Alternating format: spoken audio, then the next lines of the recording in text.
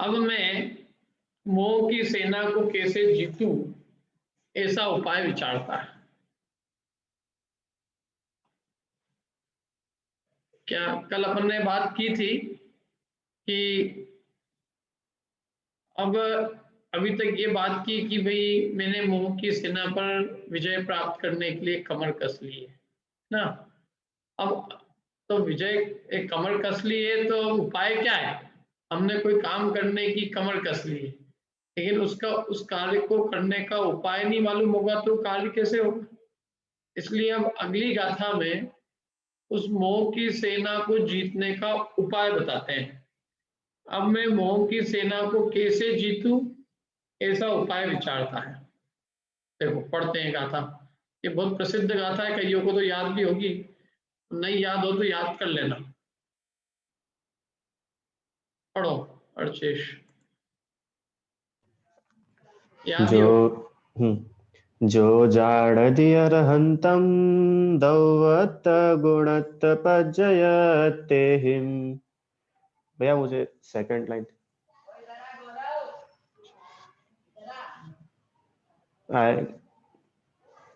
एक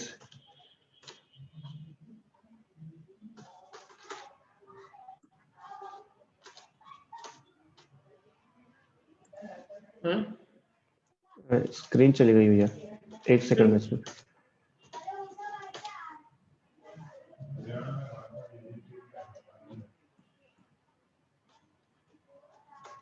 कौन सी स्क्रीन दिख रही है? हाँ ये दिख रहा है भैया, एक सेकंड भैया।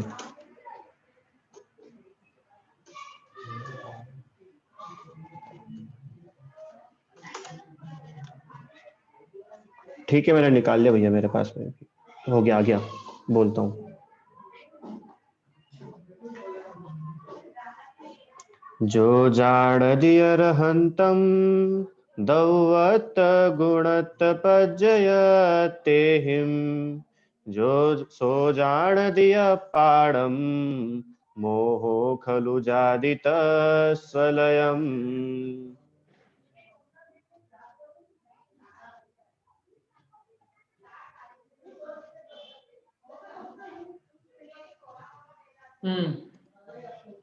पढ़िए। द्रव्य गुण पर्याय से जो जानते अरिहंत को, वे जानते निज आत्मा दृग मोह उनका नाश हो।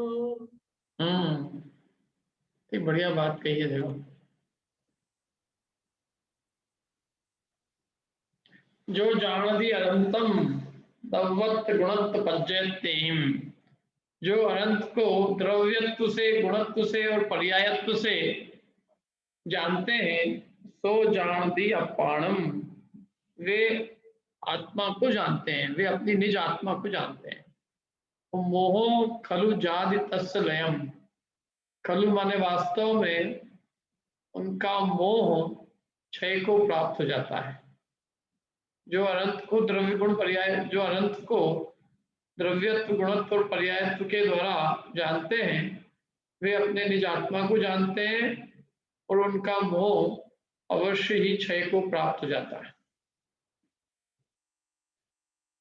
देखो, जो अनंत को द्रव्यपने, गुणपने और पर्यायपने जानता है, वह अपने आत्मा को जानता है, और जो आत्मा को जानता है उसका मोह अवश्य क्षय को प्राप्त होता है। भाई मोह को क्षय करने का उपाय अपने निज आत्मा को जानना है, और निज आत्मा को जानने का उपाय अनंत को द्रव्य गुण पर्याय से, द्रव्य बने, गुण बने और पर्याय बने से जानना है।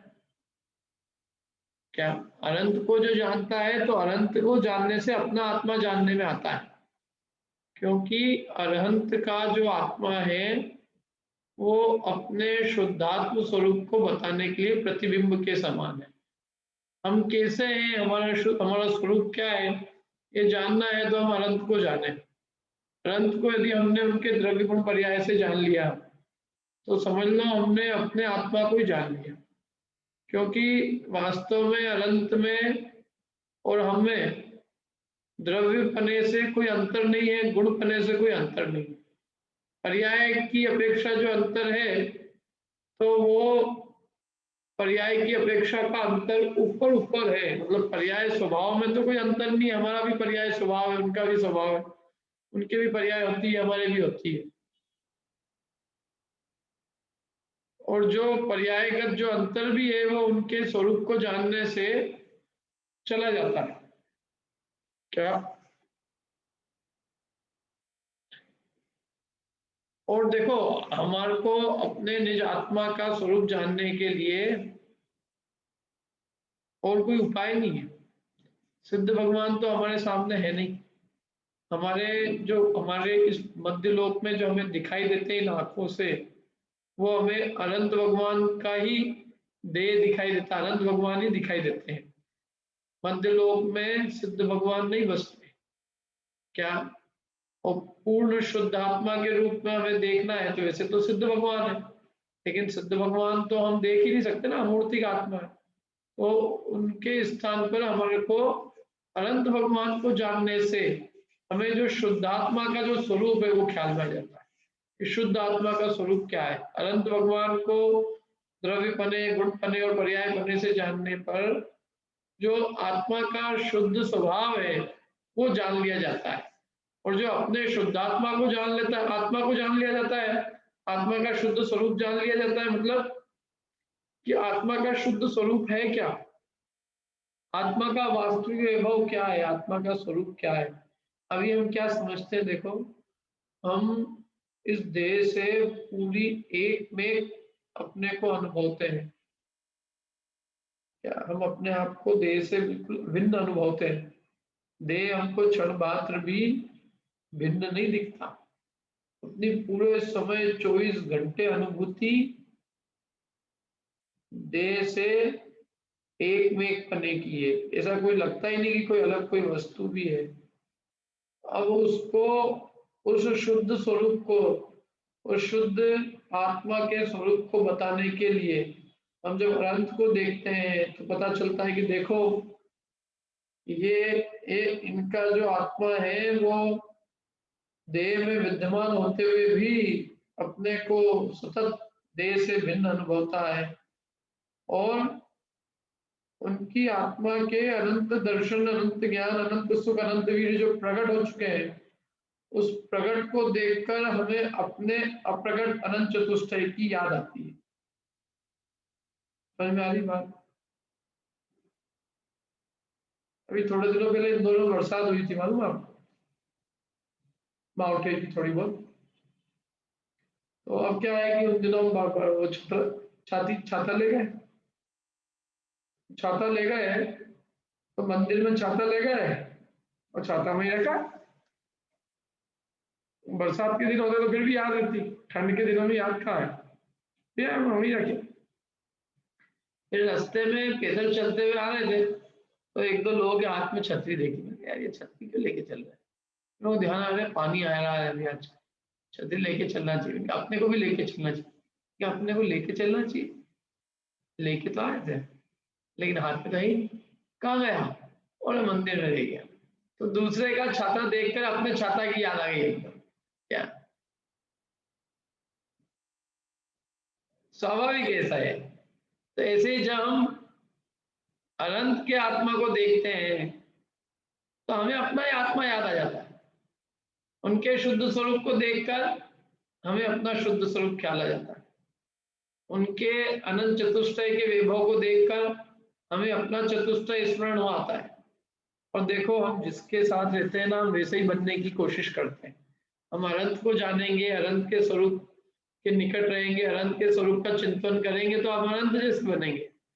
और हम अन्य संसारियों को विचार करेंगे तो उन जैसे बनेंगे। तो उनको जानना हमारे मोह के क्षय करने का बहुत जोरदार उपाय है। अनंत को अच्छे से जानो। क्या अभी संसार में स्थिति क्या है कि हमें भगवान के जो वैभव है उसको हम समझ ही नहीं पा रहे हैं। भगवान के वैभव को समझे बिना हमें अपनी आत्मा का भी वैभव क्या समझ में आएगा? अरे जिनका प्रकट पर्याय में वैभव है, हमें प्रकट हो चुका है जिनका, उनकी महिमा नहीं आएगी तो अप्रकट की महिमा क्या आएगी? सबसे बड़ी बात है भगवान का ही स्वरूप नहीं ख्याल में, लोगों के चित्त में, लोगों को स्पष्ट नहीं है वास्तव में। जो जैसा स्पष्ट होना चाहिए ज्ञान में भगवान का स्वरूप ऐसा स्पष्ट नहीं। भगवान की भी इसलिए जैसी महिमा होनी चाहिए वैसी हमारे अंदर में भगवान के प्रति भी वैसी महिमा नहीं, क्योंकि उनकी महिमा आ गई माने अपनी महिमा है वो एक्चुअल में। वो उनका उनका बहुमान या उनका उनको देखकर जो प्रसन्न चित्त होता है मानो वो अपने स्वयं के लिए प्रसन्न चित्त हुआ है। वो उनकी नहीं है वास्तव में, जो बहुमान है वो तो वे तो प्रकट हो ही गए, लेकिन उसको देखकर उन गुणों के प्रति जो प्रेम होता है, इसका मतलब है कि उन गुणों की प्रीति है, उन गुणों की जिसको प्रीति है वो गुण कहाँ है, वो तो अपनी निज आत्मा के स्वयं के, तो स्वयं की प्रीति है वो वास्तव। वीतरागता से जिसको प्रेम है ना, क्या मैं कहता हूँ भगवान से जिसको प्रेम है उसको वीतरागता से प्रेम है, जिसको वीतरागता से प्रेम है उसको अपनी वीतरागता को प्रकट करने का उत्साह है, उल्लास है। देखो पढ़ते हैं गाथा इसको, प्रवचन तो इसमें बहुत हो सकते हैं, आप लोगों ने सुने भी होंगे, मैं बहुत ज्यादा विस्तार नहीं करूंगा, जरूरत लगेगी तो कर भी लेंगे। देखो जो वास्तव में अनंत को द्रव्य रूप से, गुण रूप से और पर्याय रूप से जानता है, द्रव्य बने, गुण बने और पर्याय बने, अनंत को जानना नहीं है, अनंत को द्रव्य गुण पर्याय से जानना है। अपना जैन दर्शन का क्या है, जो प्राण है वो द्रव्य गुण पर्याय है, किसी भी वस्तु को जानना है तो उसको द्रव्य से, गुण से, पर्याय से जाने। कारण यह है कि वस्तु के यथार्थ स्वरूप की, वस्तु के यथार्थ स्वरूप का बोध उसके द्रव्य गुण पर्याय से ही होता है। द्रव्य स्वरूप क्या है उसका, कैसे वो प्रत्येक द्रव्य का जब वास्तविक स्वरूप समझते हैं तो हमें ख्याल में आती है कि किस प्रकार से अन्य द्रव्य से भिन्न है, और द्रव्य के अनंत गुणों का स्वरूप क्या है, उसकी पर्याय कैसी होती है। द्रव्य गुण पर्याय समझने से वस्तु स्वतंत्रता का बोध होता है। जिस व्यक्ति ने द्रव्य गुण पर्याय नहीं समझे हैं उसको दो द्रव्यों की पृथकता का भान होना मुश्किल है, उसको कर्ता कर्म का भाव मिटना मुश्किल है। दो द्रव्यों के बीच में जो वज्र की दीवार है और जो परस्पर में अकर्तृत्व भाव है वो तभी मिटेगा जब ये जीव द्रव्य गुण पर्याय को जानेगा। तो भगवान को जानना है तो भगवान को भी द्रव्य गुण पर्याय रूप से जानो। जो अनंत को द्रव्य गुण पर्याय रूप से जानता है वह वास्तव में आत्मा को जानता है। क्या क्या बात दी कैसे, वह किसको जानता है, वो वास्तव में अपनी आत्मा को जानता है। क्यों? क्योंकि दोनों में निश्चय से अंतर नहीं है। द्रव्य बनने से क्या अंतर है, दोनों ही जीव द्रव्य। अनंत को द्रव्य जान लिया मैंने अपने शुद्धात्म स्वरूप को जान लिया। क्या मतलब उनको जानना, अपने को जानना है, क्योंकि उनका जो स्वरूप है वही मेरा स्वरूप। मम स्वरूप है सिद्ध समान, मेरा स्वरूप सिद्धों के समान है। और सिद्ध भगवान अनंत बन के होते हैं। अनंत भगवान की दिखती है अपने को, मतलब मूर्ति, प्रतिमा, उनका रूप। तो हम अनंत को देखा माने हमने किसको देखा, अपने स्वरूप को देखा। क्या? अच्छा देखो, वे भी देह में स्थित है लेकिन फिर भी देह से अपने को पृथक अनुभवते हैं। हम भी ऐसा कर सकते हैं, हम भी देह में स्थित होकर देह से भिन्न आत्मा की अनुभूति कर सकते हैं। वे देह में स्थित होकर भी अनंत चतुष्टय से युक्त है, हम भी अपने भीतर अनंत चतुष्टय प्रकट कर सकते हैं। क्या मतलब उनको देख के एक आदमी को उत्साह आना चाहिए। जैसे हम एक कॉलेज में पढ़ते हो और एक का यदि 10 लाख का पैकेज लगा हो, 10 करोड़ का ही बोलो, चलो 2 करोड़ का पैकेज मिल गया हो साल का, तो अपन कितने उसको मिल गया तो मेरे को क्यों नहीं मिल सकता। हम दोनों एक ही स्थान के, एक ही कॉलेज में पढ़ने वाले, एक जैसे मार्क्स लाने वाले, एक जैसे बैकग्राउंड, उसको इतने मिल रहे हैं मेरे को क्यों नहीं मिल है। मतलब एक कंपटीशन की भावना आ जाती है ना लोगों में। तो फिर वो तो एक लौकिक उदाहरण है। यहाँ तो ये है कि भाई जो वे जीव द्रव्य है मैं भी जीव द्रव्य, जैसे उनकी आत्मा में अनंत गुण है मेरी आत्मा भी अनंत गुण है। तो अंतर कहाँ है? अंतर तो वास्तव में देखा जाए तो है ही कहाँ, स्वरूप की अपेक्षा से तो कोई अंतर है ही नहीं, द्रव्य स्वभाव से और गुण स्वभाव से कोई अंतर है नहीं।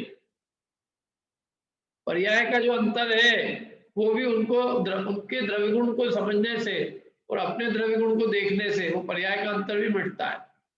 देखो और आगे क्या कहा, और अनंत का स्वरूप अंतिम ताव को प्राप्त सोने के स्वरूप की भांति परिस्पष्ट है, सर्व प्रकार से स्पष्ट है। अनंत भगवान की क्या विशेषता है कि जैसे हम लोग अभी अशुद्ध है, हमारे अभी पर्याय में अशुद्धता है, लेकिन अनंत भगवान की क्या पर्याय भी शुद्ध है। अनंत भगवान जैसे शुद्ध सोना होता है ना, तो ऐसे ही अनंत भगवान का स्वरूप अंतिम ताव को प्राप्त सोने के स्वरूप की भांति है। जो सोना लास्ट ताव से निकलता है वो परिपूर्ण रूप से शुद्ध होता है। 24 कैरेट गोल्ड अंतिम ताव, सोने को कितने ताव देते हैं मालूम है? 16 ताव देते हैं ना, कितने ताव देते हैं? जितने भी ताव देते हैं, आखिरी ताव से जब वो सोना निकलता है अब उस सोने में परिपूर्ण शुद्धता आ गई, अब कुछ भी ताव देना बचा नहीं, आखिरी ताव था। सोने का जो भी शुद्धता प्रकट होनी थी वो पूर्ण रूप से प्रकट हो गई। तो अंतिम ताव को प्राप्त सोने के स्वरूप की तरह की भांति भगवान का स्वरूप भी क्या है? परिपूर्ण रूप से शुद्ध है, और न केवल शुद्ध है, सर्व प्रकार से स्पष्ट है एकदम। इसलिए उसका ज्ञान होने पर सर्व आत्मा का ज्ञान होता है। माने भगवान का स्वरूप क्या है? व्यक्त है, प्रकट है। हमारा स्वरूप जो है अभी प्रकट नहीं है, हमारी अंदर के जो गुण है अभी वो प्रकट नहीं है, अव्यक्त है। और उनका जो स्वरूप है वो ऐसा है कि उसमें अनंत गुणों की व्यक्तता है, प्रकटता है। हम कच्चे सोने हैं और वे ऐसा सोना है जो पूरा निखालिस प्योर हो चुका है। तो जैसे लोक में अच्छे सोने को दिखा के और जोड़ी कहता है कि ये जो कच्चा सोना है ये भी ताप देके ऐसे ही बन जाएगा, आप इसको ले जाओ, थोड़ा सस्ता मिल रहा है ले जाओगे, बाकी इसमें पूरा सोना है, इसमें और इसमें अंतर नहीं है, ये भी मैंने ताप दे दे के बनाया है, इसको भी आप ताप दोगे तो इसमें से कालीमा और मिट्टी निकल जाएगी और जो है शुद्ध सोना प्रकट हो जाएगा। तो ऐसे ही अनंत भगवान का जो आत्मा है वो शुद्ध सोने की भांति, और हमारा आत्मा अशुद्ध सोने की तरह। इस अशुद्ध सोने में शुद्धता देखनी है तो हम किसको देखेंगे? अनंत भगवान। उनको देखने से हमें ये ख्याल आ जाएगा कि इसका पूर्ण शुद्ध स्वरूप क्या है। जोड़ी होता है ना, जोड़ी, जोड़ी क्या करता है?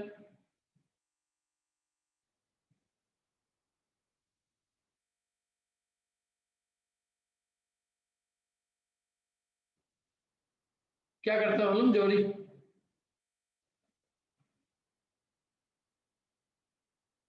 बाजार में कोई भी सोना बिकने आता है तो जोड़ी कसौटी पे कसता है और कस के, और जो शुद्ध सोना होता है 24 कैरेट का, उसको उस शुद्ध कैरेट से जो बिकने आया है सोना उससे उसका मिलान करता है, उन दोनों को मिलाता है, आपस में देखता है और आपस में देख के और ये अनुमान लगाता है कि इसमें कितनी अशुद्धता अभी है और कितनी सोने की कितनी शुद्धता है, कितना सोना निकल जाएगा, कितनी खोट है, और ऐसा देख के वो पूरा कैलकुलेशन करके बताता है कि भाई इसके इतने पैसे आएंगे। और उसमें जो चतुर होता है उसकी जीत होती है। बाजार में अशुद्ध सोना बिकने आता है और अशुद्ध सोने को जो कसौटी पे कस के शुद्ध सोने से मिला के देख लेता है कि इसमें कितना सोना निकल जाएगा, और एग्जैक्ट सही निकाल के और जितना मुनाफा अपन ले सकते हैं उतना ही लेना, अत्यधिक ज्यादा भी नहीं और अत्यधिक कम भी नहीं लेना, इतना लेना कि बाजार में कोई भी ना तो पहचान पाए कि इसमें कितना सोना है। कोई ज्यादा लगाएगा सोने का तो ज्यादा पैसे दे देगा, कम लगाएगा तो बहुत कम पैसे बताएगा, और ये एकदम हिसाब के पैसे बताएगा कि जिसमें ना तो ज्यादा होगा या कम होगा, तो ये जीत रहेगी इसकी। तो वो जोड़ी की क्या है, कसौटी पे कस के शुद्ध सोने से देखने से उसको ख्याल आ जाता है। भगवान हमारे अनंत भगवान तो है शुद्ध सोने के स्थान पर और हम है अशुद्ध सोने, तो हमें हमारा स्वरूप हमको देखना है तो हम शुद्ध स्वरूप वाले भगवान को सामने रखकर अपने को देखते हैं कि भाई क्या क्या ये है, अभी अपने में इतनी अशुद्धता है, इतनी मिलावट है, इतनी गंदगी है, ये अपन दूर करके और अपन भी इन जैसे हो जाएंगे। जैसे इनका शुद्ध अनंत ज्ञान दर्शन सुख स्वरूप अनंत चतुष्टय स्वरूप है, ऐसे मैं भी इन जैसा हो जाऊंगा। ऐसा अंदर में कॉन्फिडेंस हो क्या, अरे मैं अपने इस शुद्ध स्वरूप को प्राप्त करके रहूंगा, मैंने अनादि से प्राप्त नहीं किया, मुझे आश्चर्य है, मुझे आश्चर्य है कि मैंने इतना अद्भुत, मैं इतना अद्भुत होते हुए भी मैं कैसे संसार का पात्र बना हुआ हूँ, मैं कैसे चार गति में घूम रहा हूँ, मुझे आश्चर्य है। जब मैं स्वभाव से ही अनंत सुख स्वरूप हूँ तो फिर मैं दुख क्यों भोग रहा हूँ? जब मैं अनंत ज्ञान स्वरूप हूँ तो मैं अल्पज्ञ क्यों हूँ? जब मेरा स्वभाव निर्मोह रूप है तो मैं मोह क्यों करता हूँ?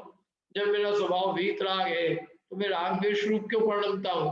मुझे आश्चर्य होना चाहिए और मुझे लगना चाहिए कि मैं अब इसका अभाव करने के लिए मैंने कमर कस ली है क्या, मैं अब अपने शुद्ध स्वरूप को प्रकट करके रहूंगा, मुझे अब इंद्रिय सुख नहीं, अब मैं अतीन्द्रिय सुख को प्राप्त करके रहूंगा। अब मुझे अपने ज्ञान और सुख को इन इंद्रियों की गुलामी से, इंद्रियों की पराधीनता से छुड़ाना है। तो यही बात, ऐसा उत्साह अंदर में उत्पन्न हो, जैसे अपने को अपना कोई माल छुड़ाना होता है ना किसी से, या अपने को किसी से अपने को अपना धन निकलवाना हो अपना, तो अपन कितने परेशान होते हैं, क्यों? अपन ने किसी को उधार पैसे दिए हो और फिर उससे निकलवाना भारी पड़ जाए, निकालवाना हो तो अपन बिल्कुल जैसे तैसे करके अपन बिल्कुल, मतलब अपने अंदर में एक तड़प और एक वो लग जाती है कि अपने को अपनी चीज कैसे इससे निकालना है। कोई का राज्य चले जाए और उसको अपने वापस से खोए हुए राज्य को फिर से प्राप्त करना हो तो वो तड़पता रहता है, निरंतर रात दिन इसी खोज में लगा रहता है कि मेरा जो है राज्य पुनः मेरे को कैसे प्राप्त। ऐसे इस जीव को स्वयं के अंदर एक तड़प लग जाए कि मेरे को ये अपना खोया हुआ वैभव जो मैंने अनादिकाल से प्राप्त नहीं किया, खोया हुआ मतलब जो मैंने आज तक प्राप्त नहीं किया, इस अनंत चतुष्टय वैभव को मैं कैसे प्राप्त करूं, इसका कैसा क्या हो, इसका मेरे को उपाय मिले और कैसे मैं इसको तुरंत प्राप्त करूं। ऐसी जिसको लगन लगी है तो वो भगवान के स्वरूप को देख देख कर और अपनी अशुद्धता को निकालने का क्या करता है, पूरा उद्यम करता है। क्या भगवान अद्भुत है। देखो मैं तो एक बात कहता हूँ, अपने को बहुत भगवान का बहुत अनंत बहुमान और अनंत महिमा होनी चाहिए। पंच परमेष्टि की जाप हम बार बार इसीलिए करते हैं, उनको बारंबार स्मरण करते हैं। क्यों? क्योंकि उनको स्मरण करना कोई हमारे लिए वो कंटाला काम नहीं है, वो हम अपने वास्तव में अपने शुद्ध स्वरूप को प्राप्त करने के लिए अपनी महिमा को याद कर रहे हैं कि मेरे को, हम आचार्य उपाध्याय साधु को याद नहीं करते, हम स्वयं आचार्य उपाध्याय साधु परमेष्टि बनने की और अपने अंदर में उन गुणों को प्रकट करने की भावना बातें हैं। और हम भी ये मतलब अपने अंदर में उन उन विशुद्ध जो गुण है, हम अपने अंदर में उन गुणों को उत्पन्न करने का अनुराग हमारे अंदर उत्पन्न होता है और भाव ऐसा ऐसा लगता है अपने को भी एक अंदर में अपनी आत्मा के प्रति अपने को एक बहुमान और एक जिसको कहे रुचि प्रतीति उत्पन्न होती है कि अरे मेरा ऐसा स्वरूप है।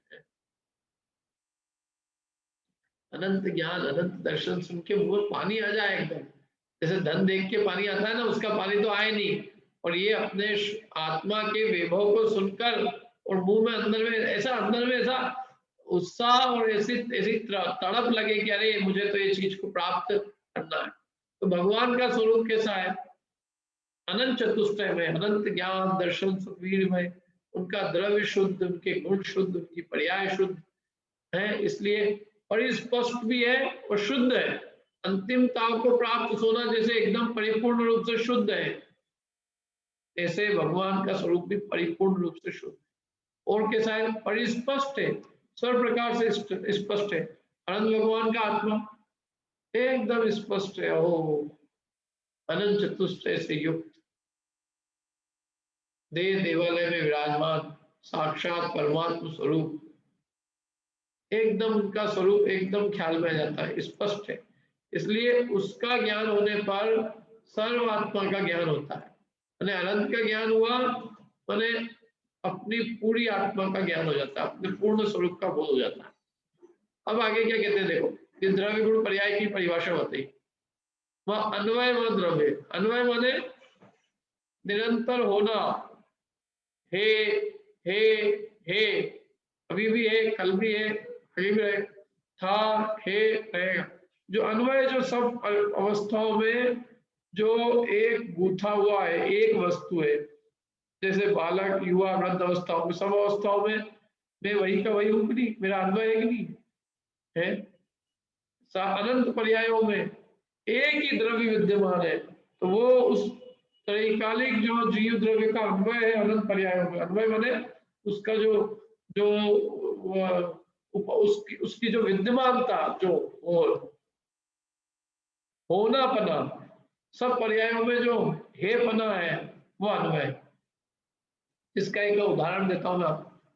जैसे समस्त मोतियों में, मोतियों की माला हो और उन सारे मोतियों में जो धागा है वो गूथा रहता है ना, तो वो धागा तो क्या है, अन्वय है वो धागा, क्योंकि वो प्रत्येक मोती में है, इसमें भी है, इसमें भी है, सारे मोतियों में धागा कायम है कि नहीं। धागा पहले के मोती में भी था, इस मोती में भी है, आगे के मोती में भी है, और आगे के मोती में, और आगे के मोतियों में भी रहेगा। धागा सारी मोतियों में है। ऐसे जो चैतन्य ध्रुव स्वभाव है, त्रैकालिक द्रव्य स्वभाव, वो समस्त पर्यायों में एक रूप है, कायम है, वो अन्वय है, वो द्रव्य है। और वो जो उसके विशेषण है अन्वय के, देखो यहाँ क्यों बता रहे हैं द्रव्य गुण पर्याय, क्योंकि अनंत को हमको द्रव्य गुण पर्याय से जानना है, तो द्रव्य गुण पर्याय का स्वरूप क्या है ये भी बता रहे हैं। तो अन्वय है वो द्रव्य है, माने समस्त पर्यायों में जो एक वस्तु जो सब में व्याप्त है, कायम है, जो गूथी, जैसे सब मोतियों में जो गूथा हुआ है, सब मोतियों में जो व्याप्त है, ऐसे समस्त पर्यायों में जो व्याप्त है वो अन्वय है और वो द्रव्य। अन्वय का मतलब ये है कि जो सब में व्याप्त है, हे इसमें भी है, इसमें भी है, इसमें भी है, हे वो अन्वय है। और अन्वय का जो विशेषण है वो गुण है। अन्वय के जो विशेषण है सब पर्यायों में है भले वो, लेकिन उसके विशेषताएं क्या है कि उसमें ज्ञान विशेषता है, दर्शन की विशेषता है, चारित्र की है, सुख की है, वीर की है, ऐसे अनेक विशेषण है अन्वय के। वो विशेषण ही उसके गुण है। लोक में भी विशेषण गुण को कहा जाता है एडजेक्टिव, कि भाई इनमें ये विशेषता है, विशेषताएं मतलब उनके वो गुण है। तो अन्वय का विशेषण क्या है, गुण है। और अन्वय के जो भेद है, व्यतिरेक, वे पर्याय है। अब व्यतिरेक किसको कहते हैं कि जो ये है वो ये नहीं है, और ये है वो ये नहीं है। जैसे मोतियों में व्यतिरेक है, आगे का मोती पिछला मोती नहीं है, पिछला मोती अगला मोती नहीं, एक मोती दूसरे मोती से भिन्न, एक मोती जाएगा तब अगला मोती आएगा। ऐसे पर्यायों में क्या है, परस्पर में व्यतिरेक है, भेद है। एक पर्याय दूसरी पर्याय को स्पर्श नहीं करती, मैंने वो उसको जाएगी तो वो आएगी, क्या वो पर्याय एक साथ नहीं होती है। गुण विशेषण हो तो एक साथ है द्रव्य के, द्रव्य में पाए जाने वाले अनंत विशेषण है, अनंत गुण है, ये सब एक साथ है। लेकिन ये जो जो द्रव्य के अंदर जो प्रत्येक समय जो व्यक्तताएं होती है उसकी, क्या द्रव्य के अंदर जो हर समय की पर्याय का जो भेद है, हर समय का जो व्यक्तता है वो पर्याय है। और हर समय के जो समय समय से जो अपने उसमें जो समय समय अवस्थाओं के जो भेद हैं, वो सारी भेद को ही हम पर्याय करें। अन्वय का व्यतिरेक वो पर्याय है। समझ में आ रही बात। मोती, मोती जैसे मोती है, धागे में माला में मोती होते हैं ना, ऐसे ही मोतियों के स्थान पर यहाँ पे पर्याय है। समझ में आ रही बात। अन्वय और व्यतिरेक परस्पर भिन्न। अन्वय में क्या है, वही है वही है वही है, और व्यतिरेक ये वह नहीं है, ये वह नहीं है। जैसे पर्याय, पूर्व पर्याय अगली पर्याय नहीं है, वर्तमान पर्याय में पूर्व पर्याय का अभाव है, वर्तमान पर्याय में भविष्य पर्याय का भी अभाव, तो वो पर्याय भिन्न भिन्न है। तो भिन्न भिन्न को बताए जो कि ये भिन्न है, ये भिन्न है। जैसे पर्यायों में भेदभाव है, क्या पर्यायों में विभिन्नता है, अंतर है, एक से दूसरी पर्याय मिलती नहीं है, सब पर्याय अलग अलग, भेद है उनमें परस्पर, अभेद बना नहीं। द्रव्य के अनंत गुणों में अभेद रूपता है और अनंत एक साथ है सब। लेकिन यहाँ व्यतिरेक एक साथ, पर्याय दो एक साथ नहीं होती है। एक पर्याय रहती है तो दूसरी नहीं रहती, एक का दूसरे में अभाव। व्यतिरेक माने जैसे एक मोती में दूसरे मोती का अभाव है कि नहीं। लेकिन एक धागा जो है, धागे का सब मोतियों में सद्भाव, लेकिन एक मोती का दूसरे मोती में अभाव। ऐसे जो गुण है, गुण का सब पर्यायों में सद्भाव, लेकिन एक पर्याय का दूसरी पर्याय में अभाव। आई बात समझ में? क्या कहा मैंने? शांति से बताता हूं। धागे का सब मोतियों में सद्भाव है, लेकिन एक मोती का दूसरे मोती में अभाव है। ये बात ख्याल में आई कि नहीं?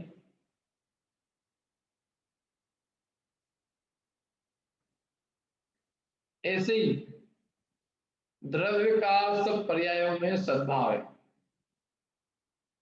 लेकिन एक पर्याय का दूसरी पर्याय में अभाव। ठीक है, ये द्रव्य पर्याय में ये है। द्रव्य त्रैकालिक है, पर्याय एक समय। और द्रव्य के जो विशेषण है, विशेषताएं हैं, जैसे आत्मद्रव्य के ज्ञान, दर्शन, सुख, वीर, ये विशेषण है, विशेषता है, ये गुण है। ठीक है, ये तीनों बात समझ में आ गई। ये परिभाषा में आता है एग्जाम में भी। तो द्रव्य किसे कहते हैं? एक शब्द में अन्वय वो द्रव्य है। गुण किसे कहते हैं? अन्वय के विशेषण है वे गुण है। पर्याय किसे कहते हैं? अन्वय के व्यतिरेक भेद में पर्याय। बोलो, समझ में आई कि नहीं आई? आगे चले अपन।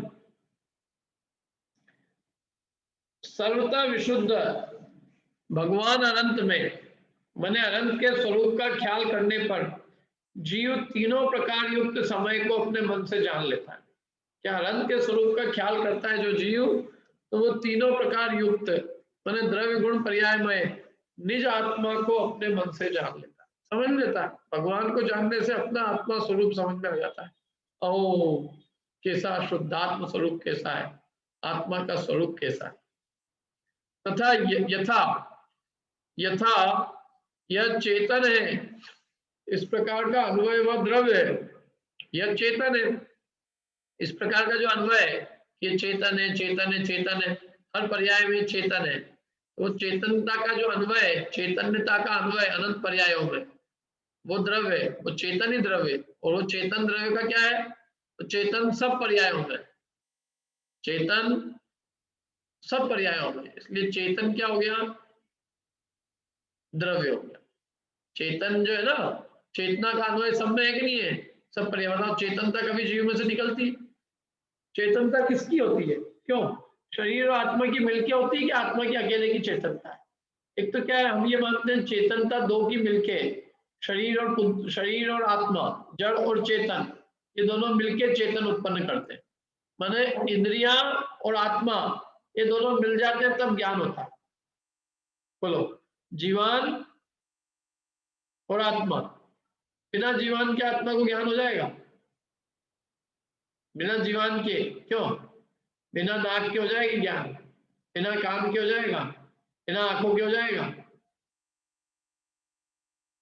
तो हम ये मानते हैं कि शरीर और आत्मा ये दोनों मिलके जानते हैं। इंद्रियां और आत्मा मिलके जानती है। मिलके जानती है कि अकेली जानती है आत्मा? बताओ, जानने वाला कौन है? अकेला आत्मा है कि देह और आत्मा मिलके जानते हैं? अकेला मैं जानता हूं, अकेला। देह और आत्मा मिलके नहीं जानते, अकेला सिंगल आत्मा जानता, सिंगल। क्या? तो अन्वय, प्रत्येक अन्वय माने हर अवस्था में रहने वाला जो चैतन्य है, अकेला एक, वो द्रव्य है। ये क्या है? ये जो देह है ना, ये देह की पार्टी बहुत बड़ी है। इसमें ना, इसमें द्रव्य कितने मालूम है आप? ये जो असमान जाति मनुष्य पर्याय, इसमें द्रव्य कितने? कितने द्रव्य की पर्याय? 1 2 3, कितने की पर्याय? कौन बताएगा? ये जो असमान जाति मनुष्य पर्याय है, ये कितने द्रव्यों की संख्या में कितने द्रव्य इसमें?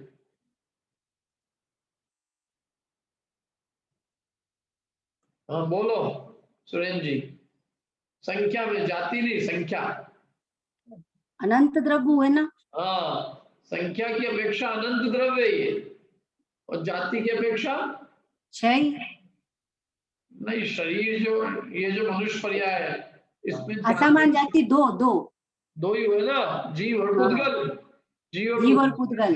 रूप ये मनुष्य पर्याय है, और इसमें पुद्गल के अनंत परमाणु है, और जीव का तो एक ही है, जीव तो एक ही है। तो इसमें क्या भेद कर लेना, इसमें जो जानने देखने की शक्ति को धारण करने वाला है वो मैं हूँ बस, बाकी ये अनंत पुद्गल परमाणु मुझसे भिन्न है।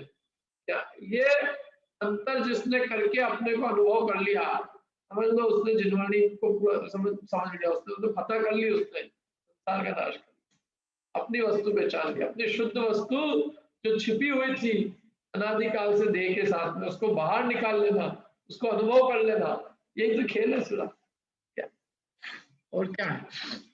चैतन्य को अनुभव कर लेना, भले देह के साथ है, अनंत उद्गल परमाणु के साथ रहने पर भी अपने शुद्ध चैतन्य की अनुभूति से, अपने अनुभव से उसको पर से पृथक कर लेना। क्या ये जो अनुभव में आता है चैतन्य रूप, ये मैं हूं। क्या इवन राग द्वेष के जो भाव है उसको भी निकाल के, और अपनी ये जो चेतनता की अनुभूति है, इस चेतनता की अनुभूति को, मतलब इस चेतनता की अनुभूति ये मैं हूँ, ये चैतन्य तत्व की जो अनुभूति है उतना ही मैं हूँ। ये रागादि में नहीं हूँ, मोह राग द्वेष के भाव में नहीं हूँ, ये सब जड़ अचेतन। शरीर तो बात की बात है, यहाँ तक कि रागादि भाव भी मेरे नहीं है, वो भी अचेतन भाव है, जड़ भाव। शुद्ध चैतन्य की अनुभूति वो मैं हूँ। समझ में आई ना बात?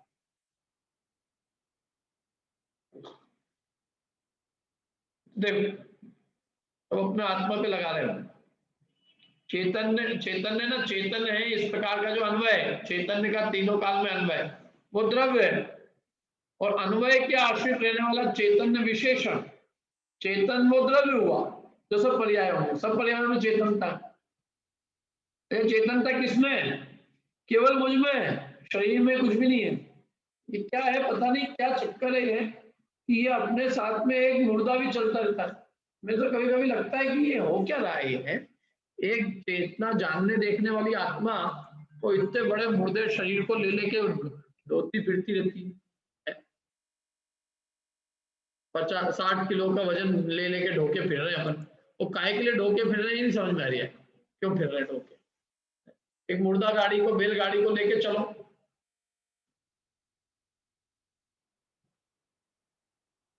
तो कोई लाभ नहीं, कोई लाभ कुछ नहीं है यहाँ। इस मुर्दे की देखभाल करनी पड़ रही है जबरदस्ती सुबह शाम। अभी ठंड के अंदर वहां को कोट पहनाओ, पाँव में मोजे पहनाओ, कान में रुई डालो, क्या क्या करो, सेवा करो उसकी, और नहीं तो वो अपने सेवा करवा लेते हैं। बोलो क्या क्या नहीं करना पड़ रहा है उसके लिए,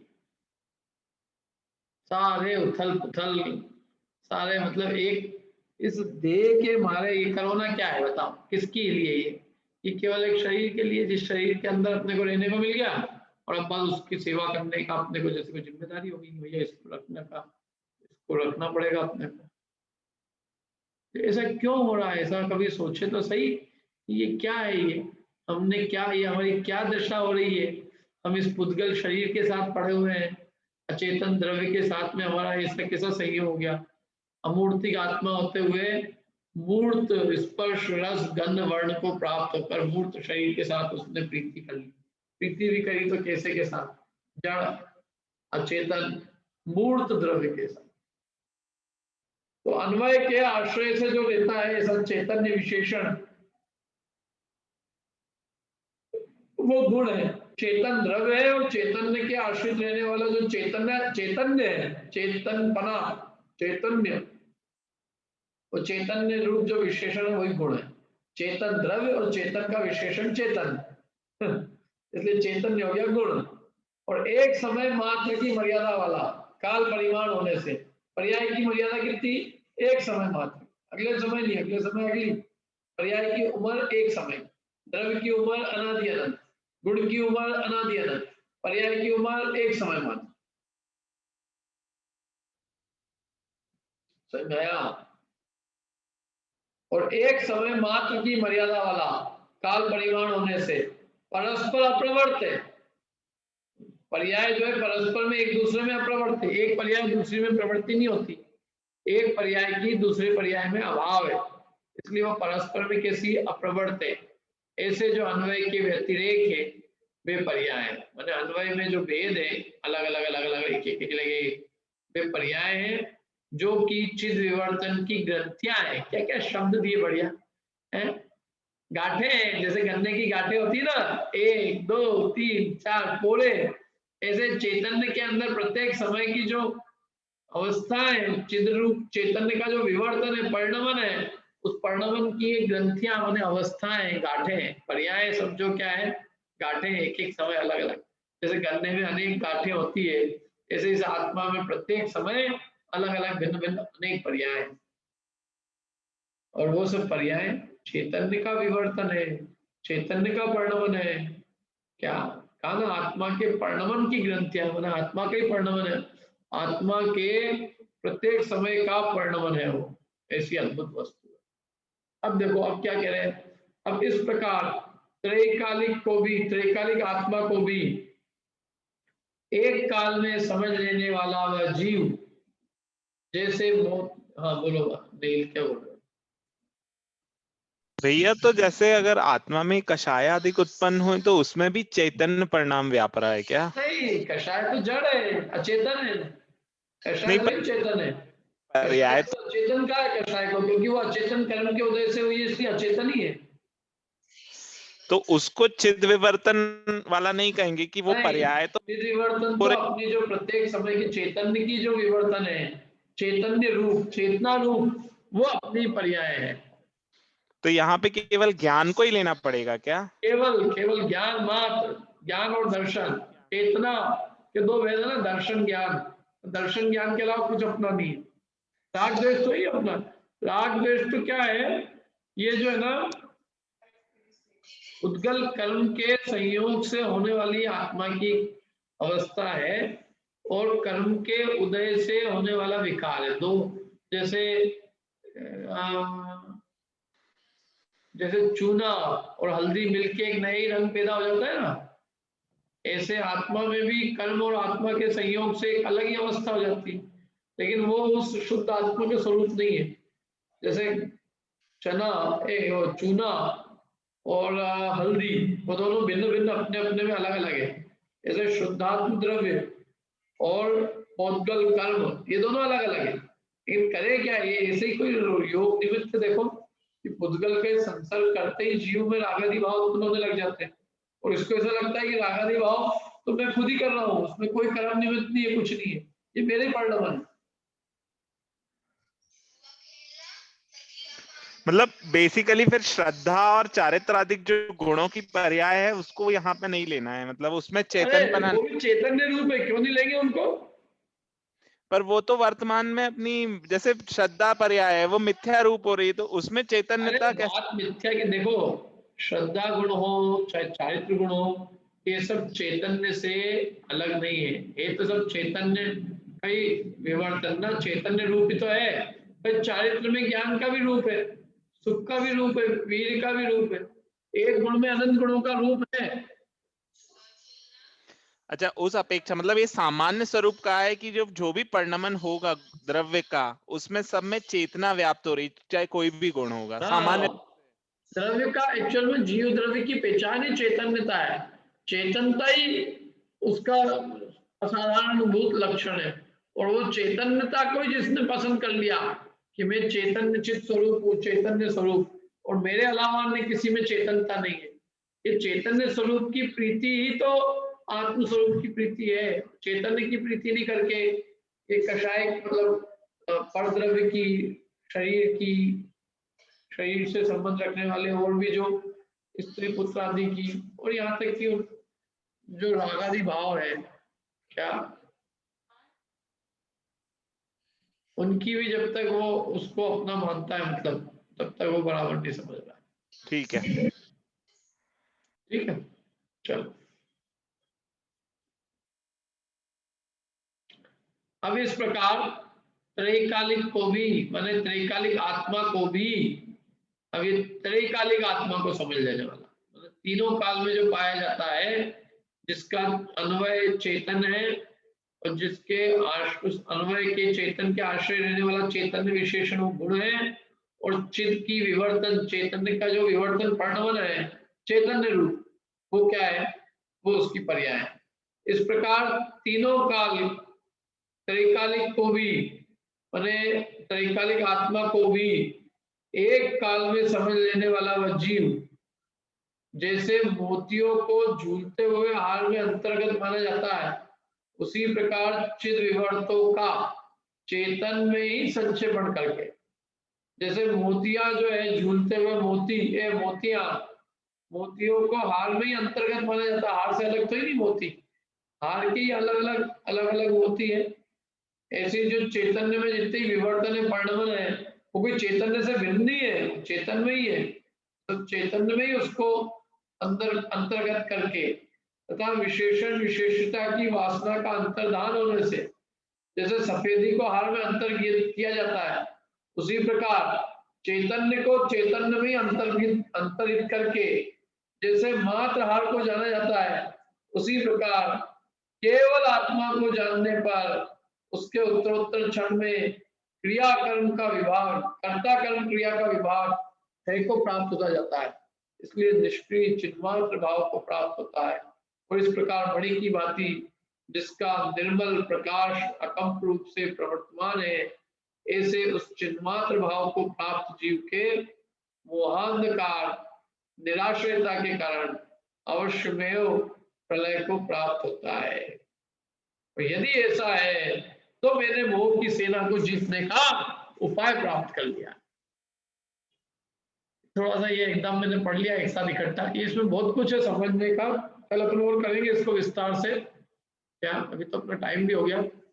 क्या है एक्चुअल में, ये भेद वासना को भी गौण किया यहाँ, गुण भेद को, पर्याय भेद को, ये पहले तो देखो, पहले तो देह आदि को अलग किया, ये सब पृथक है अपने। क्या भगवान की आत्मा चैतन्य स्वरूप, आत्मा भगवान का द्रव्य गुण पर्याय, भगवान का शरीर, भगवान देखो भगवान को जानने का मतलब क्या है, भगवान को द्रव्य गुण पर्याय से जानना, बस उनको उनके स्वरूप से जानना, नहीं तो अपन उनको भी जाना तो शरीर मिला के जाने, वो नहीं, उनका द्रव्य क्या है, उनका गुण क्या है, उनकी पर्याय क्या है। तो द्रव्य गुण पर्याय से जानने पर उनका शुद्ध स्वरूप जानने में आता है। ऐसे जानोगे आप ऊपर ऊपर से तो आप तो दो द्रव्यों को मिलावट करके जान रहे हो, आप कहोगे कि हमने अनंत को जान लिया, फिर वो जानने कार्यकारी नहीं है। अनंत के द्रव्य गुण पर्याय से जानना, द्रव्य गुण पर्याय जानने से वो उनका शुद्ध स्वरूप ख्याल आता है। समझ में बात।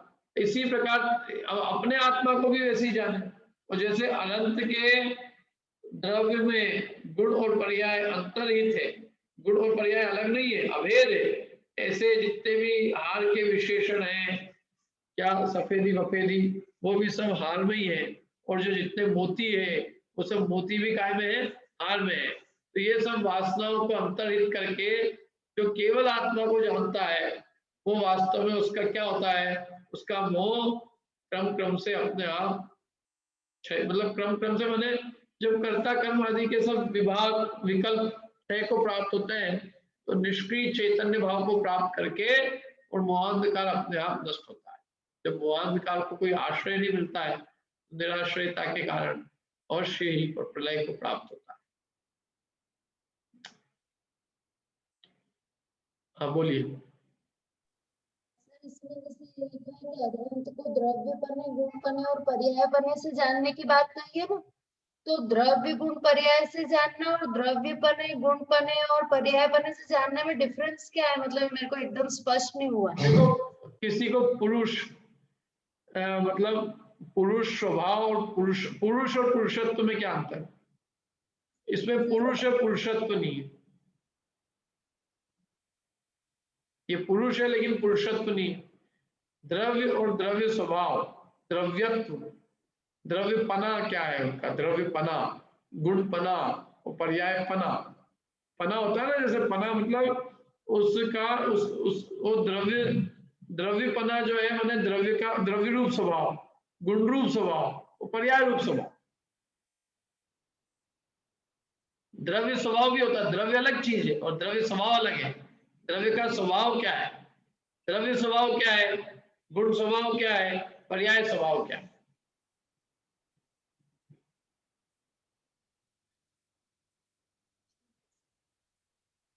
भाई उनके द्रव्य को नहीं जानना अपने को, उनका द्रव्यपना और अपना गुण द्रव्यपना। तो द्रव्यपने में कोई अंतर नहीं है, उनका भी द्रव्यपना वही है, जैसा जैसा द्रव्य स्वभाव उनका ऐसे ही मिला है, गुण स्वभाव मेरा वैसा है, वैसे ही उनका जैसा उनका ऐसे ही मिला है।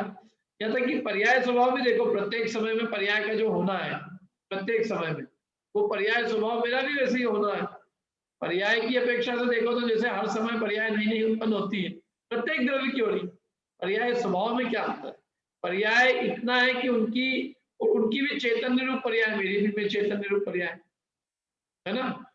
चिद्रूप की पर्याय चिद्रूप ही है, लेकिन इतना है कि भाई उस पर्याय की जो व्यक्तता है, पर्याय स्वभाव तो ठीक है एक समान है, लेकिन उस पर्याय का जो वर्तमान स्वभाव है उनका और मेरी पर्याय का वर्तमान स्वभाव में बहुत अंतर है। वो अंतर है वर्तमान पर्याय बना तो दोनों का एक जैसा ऐसे ही बोलना पड़ेगा ना कि हाँ। अरिहंत की पर्याय बना और हमारे पर्याय बना, दोनों एक सेम तो सेम ही है, बराबर है, लेकिन पर्याय में अंतर है। यहाँ जैसे जो बात कर रहे हो तो पर्याय पने से देखने की बात कर रहे हैं ना, कि आपको पर्याय पने से देखना है, पर्याय हाँ। प्रगट पर्याय से नहीं देखना है। पर्याय का जो स्वभाव है उससे देखना, क्योंकि डिफरेंस तो प्रगट पर्याय में है, पर्याय पने में नहीं है।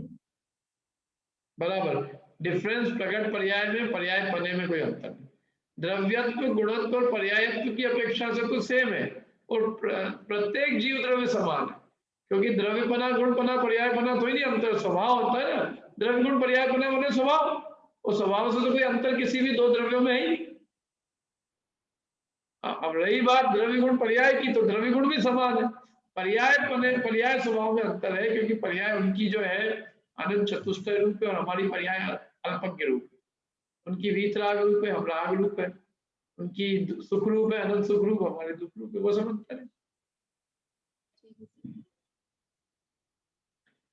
ठीक है, बाकी कल ले लेंगे, अपन इतने ही रखते हैं आज।